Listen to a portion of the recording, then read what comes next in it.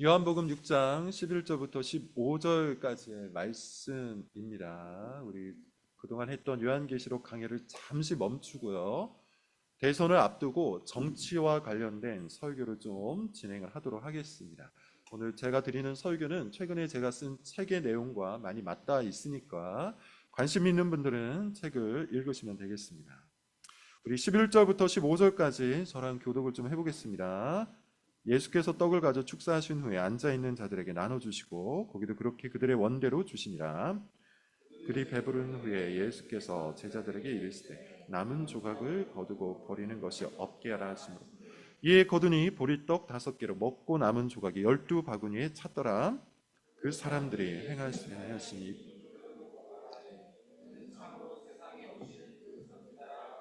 15절 같이 읽겠습니다. 시작.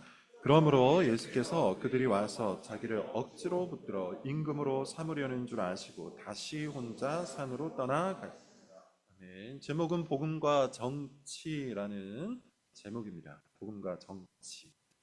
최근에 제가 쓴 책 분별 복음의 시선으로 정치 읽기, 복음의 눈으로 정치 읽기라는 이 책을 알라딘에서 한번 찾아보니까 리뷰가 이렇게 달려있더라고요. 그 리뷰에 있는 글을 한번 읽어보겠습니다. 같은 신앙 고백을 하고 같이 예배를 드리고 같이 점심을 먹고 같이 말씀 교제하는 교회 공동체 안에서도 정치 문제만 나오면 날이 시퍼렇게 드리워진다. 너무도 성품이 좋고 잘 베풀고 사람들에게 칭찬이 자자한 장로님도 자기가 지지하지 않는 상대 진영 후보에 대해서는 그때 칼을 맞아 죽어버렸어야 한다는 서슬퍼런 말도 서슴지 않는다. 또 어떤 장로님은 내란을 일으키고 동조한 특정 정당에 대해서 싸그리 다 잡아서 사형시켜야 한다는 말을 거침없이 한다. 이 글을 쓴 교인이 다니는 교회만이 아닐 겁니다. 아마 많은 교회에서 이미 벌어지고 있는 현상 중에 하나일 거예요. 정치적 견해가 교회를 분열시키고 있다는 것이죠. 지금 우리는 정치 때문에 교회 안에서 서로 등을 돌리는 것이 아주 자연스러운 시대에 살아가고 있어요. 같은 말씀을 읽습니다. 같이 예배를 드립니다. 같이 성경 공부를 하고 같이 교제를 합니다. 그럼에도 불구하고 그랬던 형제와 자매들이 정치적인 견해 때문에 서로를 향해 적개심을 품고 있다는 거예요. 정광훈이라는 목사를 여러분 잘 아실 겁니다. 그가 주도하는 광화문 집회, 이 집회로 인해서 한국교회는 아주 심각한 분열을 겪고 있죠. 예컨대 우리 교회는 광화문 교회 집회에 참여하지 않느냐? 왜 우리는 정광훈 목사를 적극 지지하지 않느냐? 이렇게 말하면서 목사 면전에서 삿대질을 하는 장로, 집사, 권사들이 아주 많다는 동료 목사들의 증언을 듣습니다. 그러나 많은 사람들이 알지 못하는데요. 이 정광훈 목사는 이미 여러 교단에서 이단성 있음 판정을 받은 사람이에요. 예를 들어서 대한예수교 장로회 고시는 2021년 총회에서 교류와 참여 금지를 선언했고요. 그리고 통합측 교단에서는 집회 참석 금지를 결의를 했습니다. 우리 교단이죠. 합동도 마찬가지예요. 집회 참석 금지 촉구 결정을 총회 차원에서 결정을 한 바 있어요. 이것은 적어도 그런 방식의 정치 참여는 교회가 할 바가 아니라는 것을 뜻합니다. 사실 지금 말씀드린 이 여러 가지 현상들은 정광훈이라는 한 사람의 이야기가 아니죠. 사실상 수많은 교회가, 수많은 목사가 정치적인 입장을 밝히면서 다양한 방식으로 활동을 하고 있어요. 그러면서 우리는 이런 질문을 던지게 됩니다. 목회자가 강단에서 정치적 견해를 밝히는 것이 옳은가? 교회는 정치 참여를 어디까지 해야 하는가? 그것이 가능한가? 교회는 정치 운동을 활발하게 벌여도 되는가? 이런 질문을 던지고 있다는 겁니다. 사실 이런 질문은 현대 사회로 들어오면서 계속해서 제기되는 겁니다. 예를 들어 독일에서 나치 정권이 들어섰을 때 수많은 독일 교회들이 히틀러를 공개적으로 지지했어요. 그가 유대인을 학살하는 동안 그를 지지했던 교회는 침묵했습니다. 그가 2차 대전에서 수많은 양민들을 마찬가지로 학살하는 동안 마찬가지예요. 수많은 교회들이 침묵을 택했어요. 그때 디트리 보네퍼라는 목사가 침묵 대신에 정치적인 선택을 하며 이렇게 말합니다. 불의한 체제 아래에서 침묵하는 것은 사실 말하는 것이다. 행동하지 않는 것은 사실 행동하는 것이다. 우리나라도 여러분 마찬가지입니다. 일제 강점기가 있었죠. 한국 전쟁이 있었죠. 군사 정권이 있었습니다. 그러면서 아주 복잡한 역사 속에서 교회는 정치와 여러 관계를 맺어왔어요. 어떤 교회는 그런 체제마다 순응을 했고요. 어떤 교회는 당대의 체제에 저항을 했습니다. 예컨대 어떤 교회는 적극적으로 사회 참여를 하면서 사회의 불이한 부분들을 선언을 했고, 또 어떤 교회는 개인 구원만 강조하면서 그저 침묵을 했다는 거예요. 솔직히 말씀을 드리면 한국 교회는 대개 정치와 거리를 둔다고 말은 하지만 사실 정치적인 입장 때문에 교단 분열이 무수히 일어났습니다. 예를 들어서 신사 참여 여부와 그에 대한 회계 문제로 교단이 분열이 되었죠. 우리 기독교 역사를 보시면 압니다.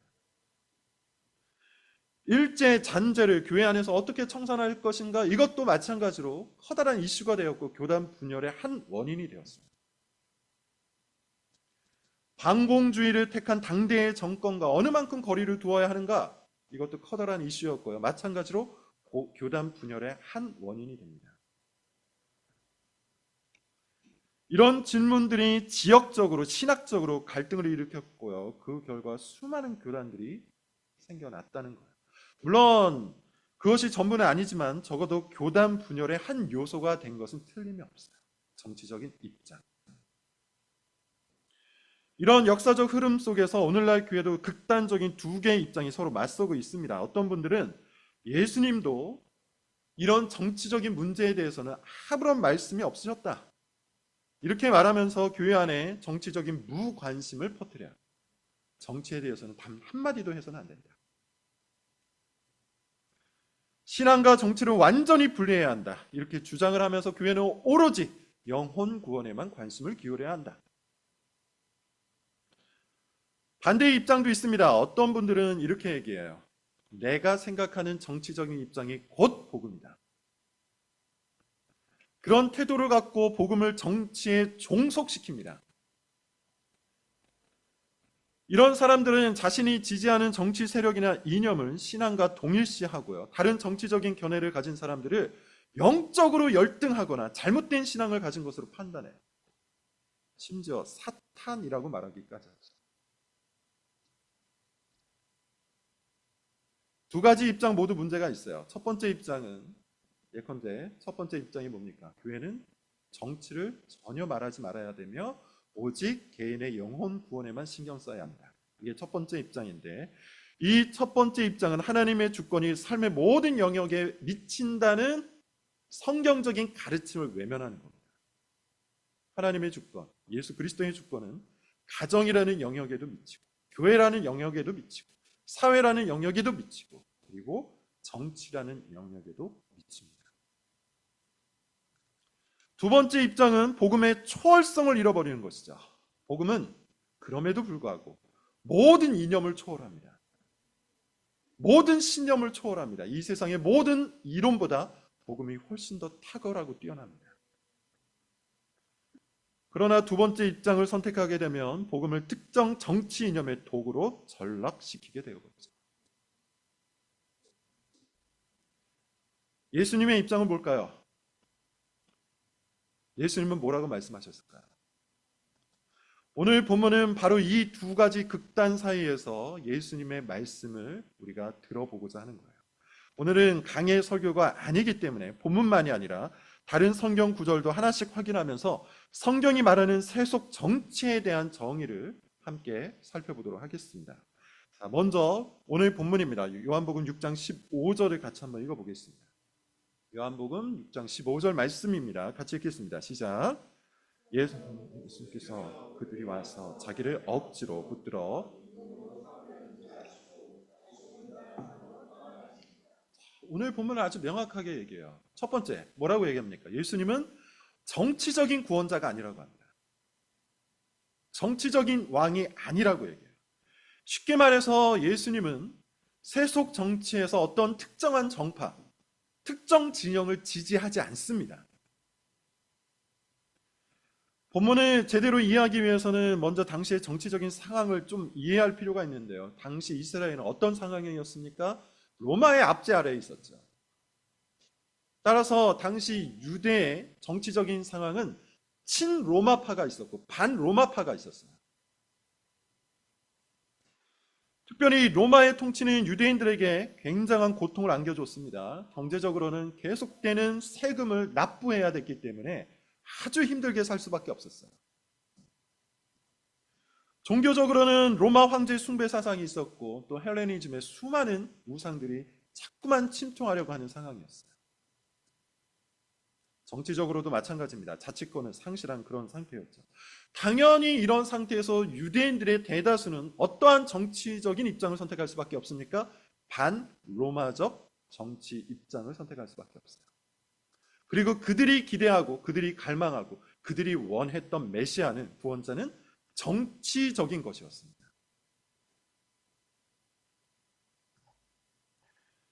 소위 메시아 대망 사상, 당대 유대인들이 기다렸던 메시아 대망 사상은 본질적으로 정치적인 성격을 띠고 있었다는 거예요. 실제로 유대인들은 구약에 나오는 메시아 본문을 모두 정치적으로 해석을 했어요. 그리고 예수님 오시기 전에 스스로 메시아라고 주장한 몇몇 사람들이 일어나서 로마로부터 해방을 꿈꿨는데 모두 로마로부터 진압을 당했던 상황입니다. 자, 이런 배경 속에서 오병이어 기적을 본 것이죠. 오늘 본문 속에서 일어났던 그 기적을 체험한 거예요. 14절을 보면 오병이어 기적을 체험한 유대인들이 이렇게 말해요. 이는 참으로 세상에 오실 그 선지자라. 여기서 중요한 표현이 있습니다. 그라는 표현이에요. 누구를 가리키는 걸까요? 신명기 18장 15절에 보면 모세와 같은 그 선지자라는 표현이 나오는데, 다시 말하면 지금 예수님을 모세와 같은 그 선지자라고 본 거예요. 모세가 누굽니까? 이집트의 정치적 억압으로부터 이스라엘을 민족적으로 구원해낸 정치적 구원자였죠.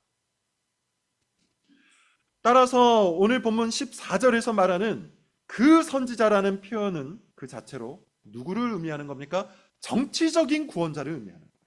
정치적인 구원자. 이집트로부터 우리를 해방시킨 그 정치적 구원자 모세처럼 지금 로마로부터 우리를 해방시킬 정치적인 그 선지자 예수를 기다렸던 겁니다. 한마디로 유대인들은 예수님을 이렇게 본 겁니다. 예수님이야말로 우리가 기다리던 그 왕이다. 우리를 로마로부터 해방시켜줄 강력한 정치적 지도자다. 경제적인 어려움을 풀어줄 참된 지도자, 그가 드디어 등장을 했다. 이렇게 외친 거예요. 오늘날로 말하면 이런 겁니다. 사회적인 문제, 경제적인 문제, 외교적인 문제가 산적한 지금 우리나라에 드디어 실력을 갖춘 정치적인 지도자가 등장했다. 그래서 15절 말씀을 보면 예수님을 억지로라도 붙잡아서 왕으로 삼으려고 한 거예요. 정치적인 왕으로, 정치적인 구원자로 삼으려고 했던 겁니다. 중요한 것은 예수님의 반응이죠. 뭐라고 표현되어 있습니까? 15절 뒤편을 보면 예수님께서 그것을 아시고, 이 아시고라는 표현이 중요해요. 유대인들이 자기를 정치적 지도자, 정치적 구원자로 삼으려고 하는 것을 아시고 어떻게 하십니까? 산으로 떠나갔어요. 따라서 이것은 예수님께서 그저 도망가신 것이 아니라 유대인들의 그 의사 표현을 거부하신 겁니다. 예수님은 사람들의 기대와 요구 다 알고 계셨어요. 그들이 정치적인 구원자를, 정치적인 메시아를, 정치적인 왕을 요구하고 있다는 것을 다 알고 계셨어요. 그런데 그것을 거절하신 겁니다. 왜 그러셨을까요? 간단하죠. 예수님은 정치적인 구원자가 아니셨기 때문이에요. 예수님은 정치적인 지도자가 아니셨기 때문이에요. 예수님은 특정한 정권, 특정한 당파, 특정한 정치적 입장을 위해서, 그것을 드러내기 위해서 이 땅에 오신 구원자가 아닙니다. 요한복음 18장 36절, 내 나라는 이 세상에 속한 것이 아니니라. 명확하게 말씀하시죠. 내 나라는 이 세상에 속한 것이 아닙니다. 예수님이 이 땅에 오신 이유는 특정 민족의 정치적인 해방을 위해서 오신 것이 아닙니다. 유대인의 정치적인 해방을 위해서. 오늘날 대한민국의 정치적인 어떤 해방을 위해서 오신 것이 아니에요. 요한복음 4장 42절에 보면 이렇게 표현하고 있어요. 그는 온 세상의 구주가 되신다. 온 세상의 구주가 되신다. 예수님은 사람들을 무엇으로부터 구원하시는 구주입니까? 죄로부터 구원하시는 구원자잖아요. 로마로부터 구원하시는 구원자가 아니에요. 정치적인 반대 진영으로부터 구원하시는 구원자가 아니에요. 예수님은 인간의 마음 깊은 곳에 있는 근본적인 문제, 곧 죄의 문제를 해결하기 위해 이 땅에 오신 구원자가 되세요. 정치 체제, 당파적 정책을 바꾸는 것으로는 인간의 전적인 타락, 인간의 탐욕, 인간의 교만, 인간의 이기심, 인간의 증오심을 바꿀 수가 없어요. 법을 아무리 뜯어 고친다 한들, 제도를 아무리 뜯어 고친다 한들 법과 제도의 변경으로 인간의 마음속을 바꿀 수가 없습니다. 예컨대 본문의 입장에서 말씀을 드리면 로마를 몰아내고 예수님이 정치적 구원자가 되었다고 해도 이스라엘은 결국 또 다른 정치 분열로 인해서 사회적인 혼란을 겪을 수밖에 없을 겁니다. 왜냐하면 그들의 마음속에는 증오와 이기심과 교만과 온갖 탐욕, 곧 전적인 타락이 되어 있기 때문이에요. 당시 유대인들처럼 오늘날에도 마찬가지입니다. 많은 사람들이 예수님을 정치적인 목적을 위해서 이용하고 있어요. 한편에서는 예수님을 사회혁명가로 보죠. 그리고 다른 한편에서는 예수님을 기존 질서의 수호자로 이해를 합니다. 그렇게 진보와 보수로 나뉘어요. 쉽게 말해서 진보 진영은 평등과 복지 차원에서 예수님을 해석합니다. 반대로 보수 진영은 자유와 성장 차원에서 예수님을 해석하죠. 하지만 오늘 본문은 뭐라고 말합니까? 예수님은 그 어떤 정치 진영에도 속하지 않는다고요.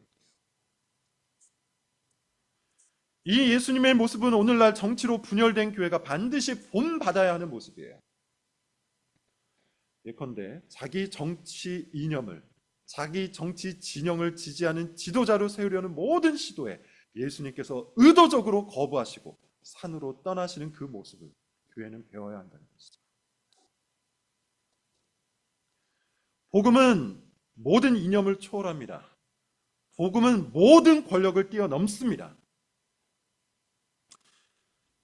분명 정치는 중요해요. 그래서 필요합니다. 그러나 복음보다 중요하거나 필요하지 않아요. 정치는 법과 제도를 통해서 외적인 문제를 해결할 수 있지만 결코 사람의 마음을 고칠 수는 없기 때문이에요. 사람의 마음이 고쳐지지 않으면 법과 제도를 아무리 잘 만든다 할지라도, 소위 말해서 탁월한 보수 정권이 들어서거나 뛰어난 진보 정권이 들어선다 할지라도 결코 이 사회의 불의와 불법을 해결할 수 없어요. 그런 의미에서 함부로 예수님을 자기 진영으로 끌어들이려는 모든 시도 거절해야 합니다. 복음을 자기 정치화하려는 모든 시도를 거부해야 합니다. 교회를 들어서 정치 운동을 하는 모든 집단을 경계해야 돼요. 예수님은 결코 정치적인 구원자가 아니십니다. 자, 그렇다면 우리 예수님은, 그리고 예수님을 믿는다는 것은 정치와 전혀 상관이 없는 것일까요? 그리스도인은 정치와 완전히 분리되어서 살아가야 되는 걸까요? 그렇지 않습니다. 예수님은 정치적 왕, 정치적 구원자가 되기를 거절하셨지만 정치라는 영역에서는 여전히 그분의 주권이 살아서 역사합니다. 정치도 그분의 주권 아래에 있어요. 골로새서 1장 16절부터 17절을 보겠습니다. 여러분 이것은 중요하니까 한번 찾아보겠습니다. 신약성경 골로새서 1장 16절부터 17절 말씀이에요.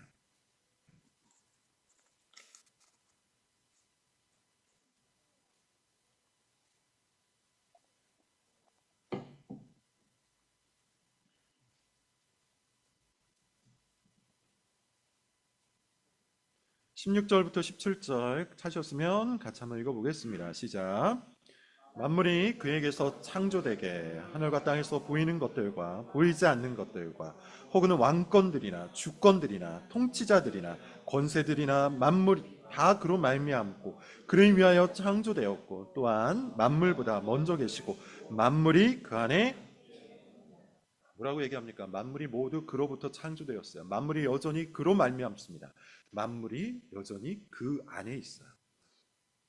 만물이라 하면 뭡니까? 모든 영역을 포함하는 거예요. 특별히 오늘 본문을 보면 이런 표현이 등장을 하는데 왕권, 주권, 통치자, 권세 뭘 말하는 겁니까? 정치 영역을 의미하는 것이죠. 정치 권력도 하나님이 창조하신 것이며 여전히 그리스도의 주권 아래에 있다는 거예요. 요한계시록 우리가 강의 설교를 통해서 계속 살펴보고 있는데 요한계시록도 예수 그리스도를 뭐라고 표현합니까? 만왕의 왕이요 만주의 주라고 해요. 이 역시도 정치적인 표현이에요. 당시 만왕의 왕 만주의 주는 누구였습니까? 로마 황제였잖아요. 그래서 로마 황제의 숭배 사상을 교회에 강요했죠. 그러나 당대의 교회는 정치적인 선택을 했어요. 어떤 선택을 한 겁니까? 그렇지 않습니다. 만왕의 왕이요 만주의 주는 오직 우리 주님 예수 그리스도밖에 없습니다. 그리고 핍박을 받았어요. 따라서 당대의 요한계시록의 7교회 중 특별히 몇몇 교회들은 신앙적인 선택을 한 것인데 그것은 동시에 정치적인 선택을 한 것이기도 해요. 쉽게 말해서 당대의 교회는 당시의 정치가 아니라 더 높은 정치, 곧 예수님의 주권을 선택하는 정치적인 선택을 했다는 겁니다.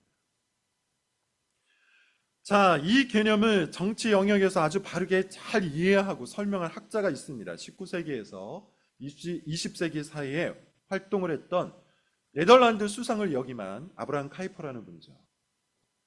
들어보신 분도 있을 겁니다. 칼빈주의 신학자였고 동시에 또한 정치인이었으며 또 많은 책들을 집필한 작가기도 해요. 그분이 쓰신 책 중에 영역 주권론이라는 것이 있습니다. 쉽게 얘기하면 이거야. 하나님의 주권은 하나다. 모든 만물은 그에게 속해 있기 때문에 하나님의 주권은 하나다. 그런데 그 주권이 실현되는 영역은 여러 개다. 그리고 그것은 각각 분리되어 있다. 예를 들면 교회, 국가, 가정, 학교, 예술, 경제 등등 각 영역은 고유한 법칙과 목적을 가지고 있으면서도 동시에 하나님의 주권 아래 하나가 되어 있다고 얘기해요. 말이 조금 어려운데요. 정치 영역에 국한해서 한번 말을 해보죠. 교회와 국가 각자의 영역이 있어요. 그리고 거기에 맞는 법칙이 있고 목적이 있어요. 교회는 교회만의 법칙과 교회만의 목적이 있기 때문에 국가의 통제를 받지 않습니다. 반대도 마찬가지예요. 국가는 국가만의 법칙과 목적이 있기 때문에 교회가 국가를 지배하지 않습니다. 과거 중세 시절에는 교회가 국가를 지배했던 그런 시절이 있었죠. 또 반대로 영국 성공회 같은 경우는 국가가 교회를 지배하기도 했죠. 그렇지 않다는 겁니다.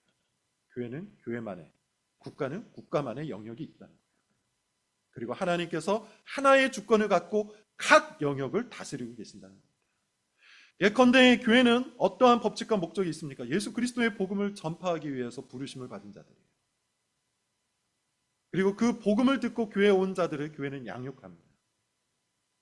그리고 다 같이 함께 손을 들어 하나님을 예배합니다. 그게 교회의 모습이에요. 이것을 위해서 교회는 국가법보다 교회법의 적용을 우선하여 받습니다. 반면 국가는 질서를 유지하고요, 정의를 실현하며 국민의 복지를 증진시키는 것이 목적이에요. 그리고 그 목적을 위해서 국가만의 법을 만들어요. 그게 국가법이에요. 그렇게 이 두 영역은 서로의 역할이 각기 다르지만 둘 다 하나님의 뜻대로 이루어져 가야 하는 것이죠. 그런 의미에서 정치라는 이 영역에서도 그리스도인은 그리스도인답게 참여를 해야 하는 겁니다. 그렇다면 정치 영역에서 하나님의 뜻은 무엇일까요? 굉장히 다양한 내용이 있지만 이 설교 시간에는 그걸 다 담아낼 수가 없기 때문에 하나만 보도록 하겠습니다. 로마서 13장 1절부터 7절을 보시면 읽진 않겠습니다. 거기에 보면 이런 말씀이 있어요. 권세들은 하나님께 복종하라. 권세는 하나님으로부터 나지 않음이 없나니 모든 권세는 하나님께서 정하신 바라. 그러므로 권세를 거스르는 자는 하나님의 명을 거스름이니 거스르는 자들은 심판을 받으리라. 다스리는 자들은 선한 일에 대하여 두려움이 되지 않고 악한 일에 대하여 되나니. 무슨 말입니까? 세속 정부의 역할은 악을 징벌하고 선을 격려하는 것에 있다는 얘기예요. 베드로전서 2장 13절 14절 인간이 세운 모든 제도를 주를 위하여 순종하되 혹은 위에 있는 왕이나 혹은 그가 악행하는 자를 징벌하고 선행하는 자를 포상하기 위하여 보낸 총독에게 하라. 여기도 마찬가지죠. 정치 권력의 목적이 뭡니까? 악을 징벌하고 선을 격려하는 거예요. 시편 72편도 이렇게 얘기합니다. 하나님이여 주의 공의를 왕에게 주시고 주의 의를 왕의 아들에게 주소서. 그가 주의 백성을 의로 재판하며 주의 공고한 자를 정의로 재판하리니 그가 백성의 공고한 자를 신원하며 가난한 자의 자손을 구원하며 압박하는 자를 꺾으리라. 이사야 1장 17절 정의를 배우며 억압하는 자를 도와주며 고아를 위하여 신원하며 과부를 위하여 변호하라. 미가서 6장 8절 사람아 주께서 선한 것이 무엇임을 내게 보이셨나니 여호와께서 내게 구하시는 것은 오직 정의를 행하며 인자를 사랑하며 겸손하게 내 하나님과 함께 행하는 것이 아니냐. 이 모든 말씀을 통합해서 말씀을 드리자면 세속 정치의 목적은 뭡니까? 이 사회 속에 정의를 실현하고 공공선을 실천하는 거예요. 따라서 여러분 우리가 하나님의 뜻을 따라가는 그리스도인이라면 결코 정치에 무관심할 수가 없습니다. 이 사회 속에 하나님의 뜻을 실천하기 위해서, 정의를 실현하기 위해서, 공공선을 실현하기 위해서 우리는 정치에 대해서 무한한 관심을 가져야 돼요. 예수님은 분명코 정치적 방식의 구원자가 되기를 거부하셨지만 공생의 기간 내내 사회적인 영향력, 곧 정치적인 영향력을 갖고 하나님의 나라와 그의 의를 먼저 구하셨습니다. 다시 말하면 정의와 공의를 실현하셨고 공공의 선을 위해서 애를 쓰셨어요. 자비를 베푸셨고 억압받는 자들을 위하여 일하셨고 악인들에 대해서 명확하게 단호하게 말씀하셨다라는 거예요. 따라서 예수님은 정치와 아무런 상관이 없다거나 신앙과 정치는 완전히 분리되어야 한다는 그 생각 역시도 성경적이지 않은 생각입니다. 예수님은 모든 영역의 주님이시요 정치 영역도 여기에서 예외가 아니라는 거예요. 그러면 여러분 두 가지를 종합해서 말씀드리면 이렇게 정리를 할 수가 있어요. 우리는 결코 당파적이지 않되 힘써 정치적이어야 한다. 제 책 속에 있는 내용입니다. 결코 정치적이지 않되, 결코 당파적이지 않되 힘써 정치적이어야 한다.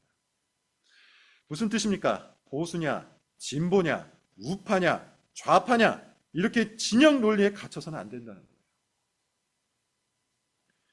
하나님의 말씀 앞에서 어떤 것이 정의이고 어떤 것이 공공선인지를 분별해서 그에 맞게 정치적인 선택을 해야 한다는 것이죠. 그것이 예수님의 정치하기.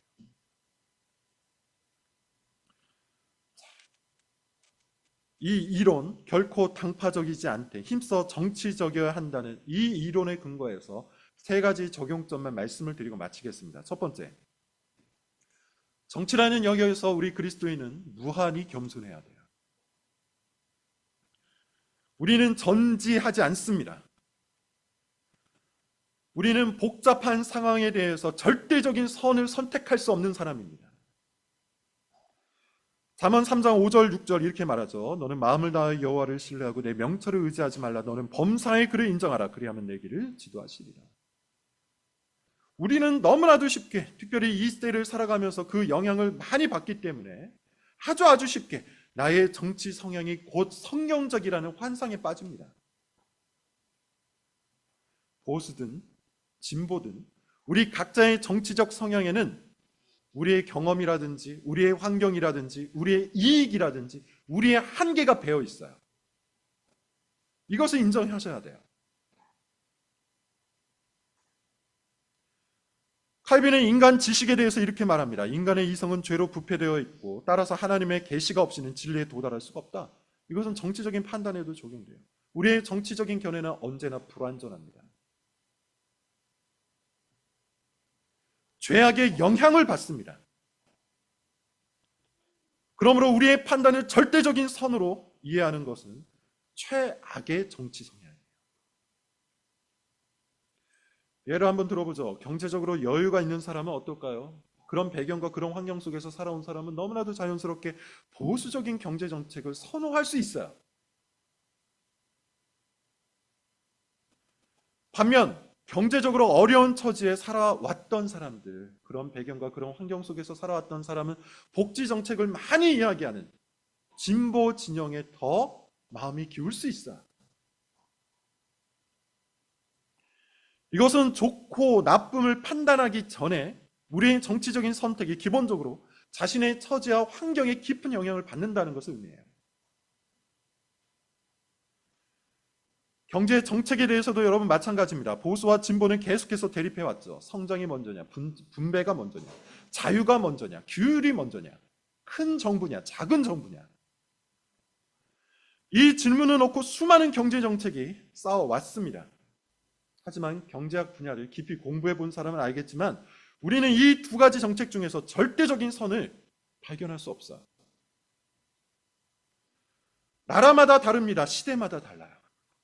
심지어 같은 나라라 할지라도 어떤 시대에는 진보적인 경제 정책이, 그리고 조금 시간이 지난 뒤에는 보수적인 경제 정책이 더 효과적이었던 경우가 있어요. 경제의 역사를 보시면 압니다. 쉽게 말해서 복잡하게 얽힌 경제 정책에서 절대선을 찾는다는 것 자체가 굉장히 교만한 아이디어인 것이죠. 사회 정책도 그렇고 문화 정책도 그렇고 정치적인 모든 규정도 그렇습니다.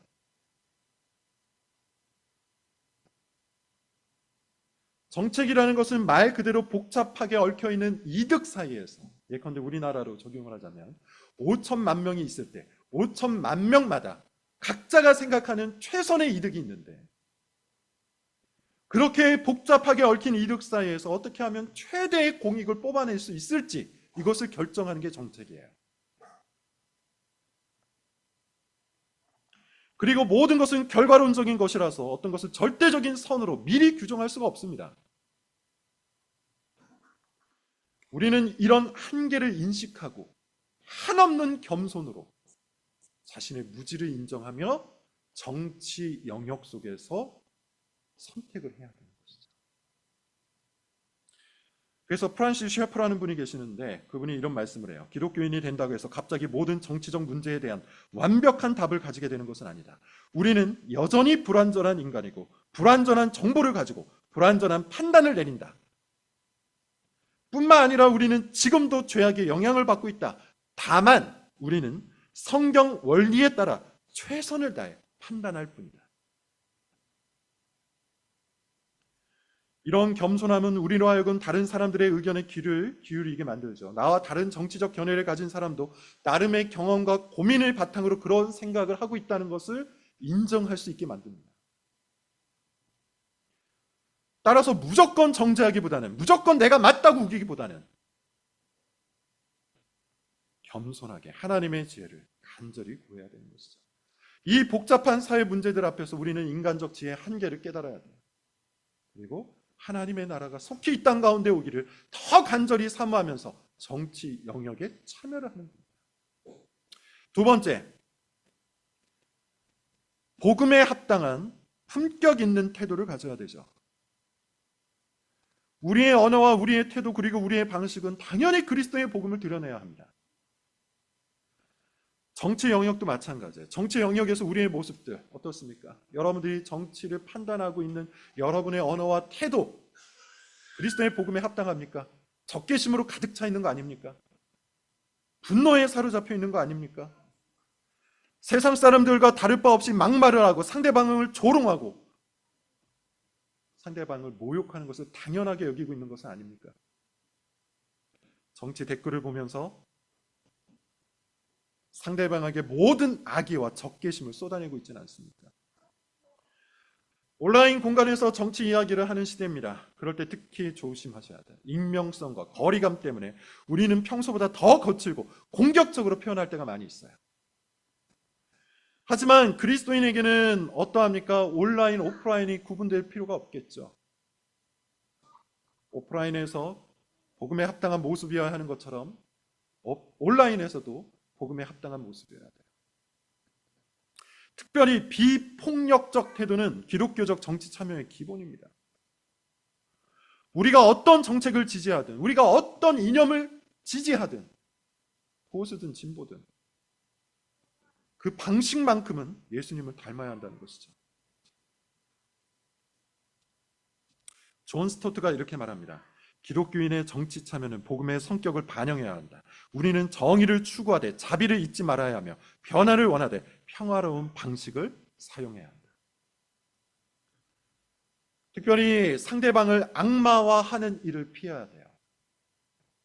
앞서 말씀드린 것처럼 정치는 절대 선을 선택하는 것이 아니에요. 나와 다른 정치적 견해를 가진 사람을 하나님의 원수 또는 사탄의 도구로 몰아가서는 안 됩니다. 하나님은 정치적 견해가 다른 사람이 아니라 하나님에 대한 견해가 다른 사람들을 심판하시는 분이에요. 보수이기 때문에 심판하시는 게 아니고, 좌파이기 때문에 심판하시는 것이 아니고, 하나님을 대적했기 때문에 심판하는 거예요.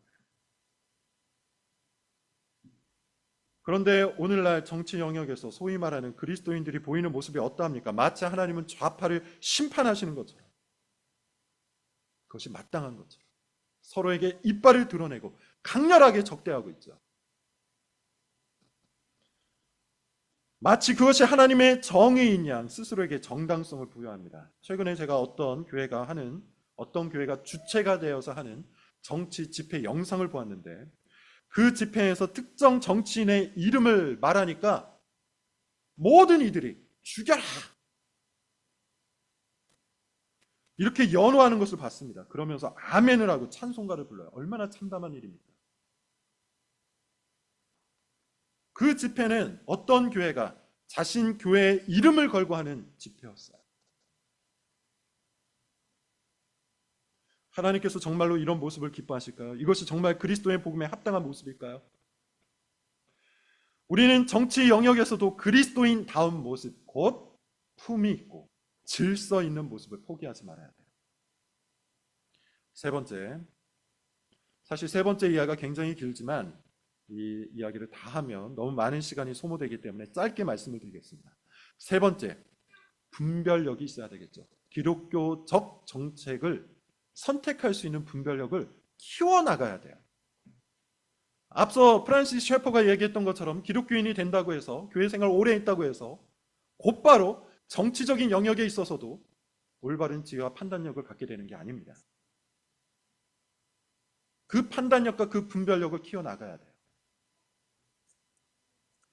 단지 기독교라는 이름을 붙였다고 해서 올바른 정책, 합당한 정책이 아니라는 것을 인식해야 한다는 거예요.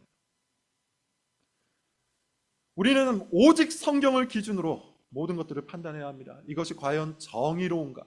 이것이 과연 공의로운가? 이것이 과연 공공의 선, 공공의 이익을 추구해 나가는 것인가?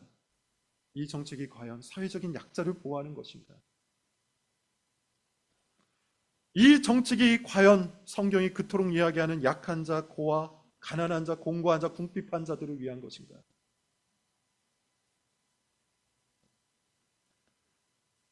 특별히 성경은 사회적인 약자에게 무한한 관심을 가지고 있어요. 신명기 10장 18절, 고아와 가부를 위하여 정의를 행하시며 나그네를 사랑하사 그에게 떡과 옷을 주시나니, 이것이 하나님이에요. 따라서 하나님께 속한 그리스도인은 당연히 하나님처럼 세상을 바라봐야 되는 것이죠.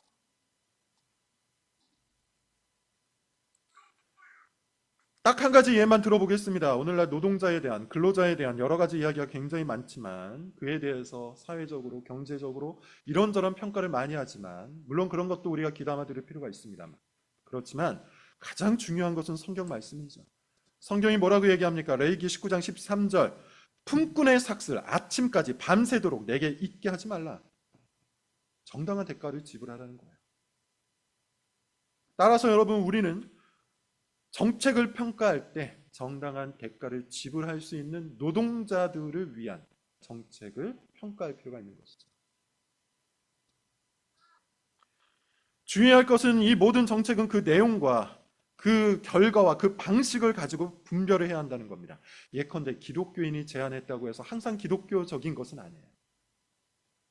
비기독교인, 불신자가 제안했다고 해서 늘 비기독교적인 정책인 것도 아닙니다.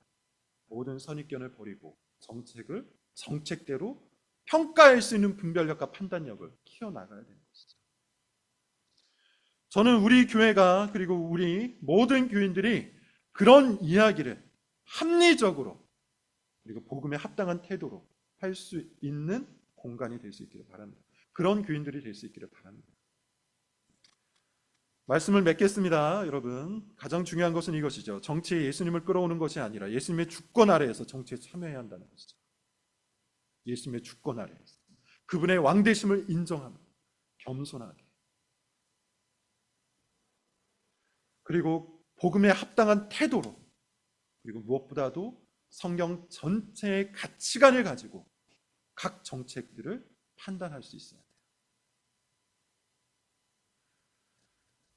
우리는 하나님 나라의 시민으로서 이 땅의 정치에 무한한 관심을 가져야 합니다. 청교도 신학자 리처드 백스터가 이렇게 얘기해요.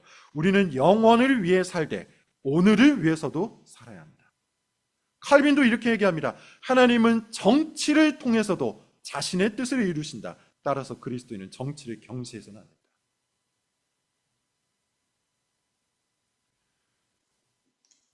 정치의 시대입니다.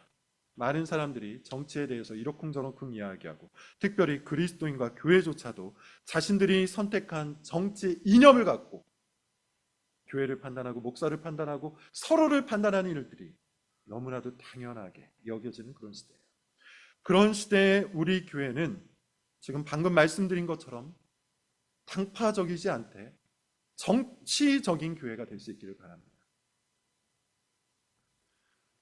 복음과 정치를 온전히 이해함으로 복음에 합당한 태도와 복음에 합당한 정책을 분별할 수 있는 그런 교회가, 그런 교인들이 될 수 있기를 바랍니다. 우리 모두가 하나님 앞에서 올바른 지혜를 구하고 올바른 정치 참여를 추구해 나갈 때 우리 역시도 예수님처럼 정치에 참여할 수 있으리라고 봅니다.